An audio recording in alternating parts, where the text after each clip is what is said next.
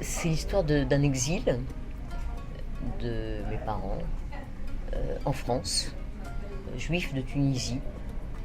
Et c'est la perception de moi, enfant, comment j'ai vu évoluer et tenter de s'intégrer en France ma mère. Un pincement au cœur.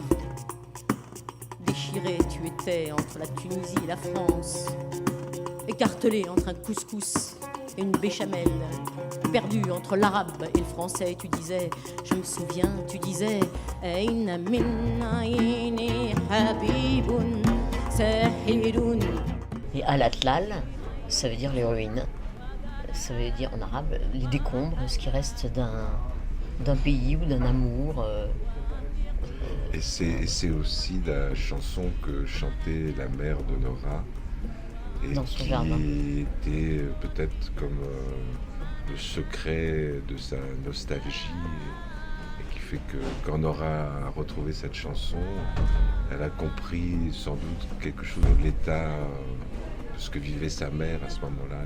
C'est à cet endroit-là que peut-être il y a toujours une espèce de lien avec le public qui fait que chacun trouve sa propre interrogation et sa propre identité. Et voilà. Et le spectacle, il essaye de tendre un pont vers quelque chose d'universel entre la culture orientale et notre culture et comment on fabrique voilà, notre monde.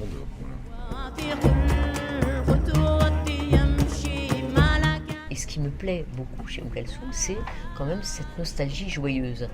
Et il n'y a pas du tout, là, dans ce que je raconte, même s'il y a une détresse de mes parents en France et tout ça, c'est toujours dans la joie quand même que j'ai envie d'évoquer cette enfance.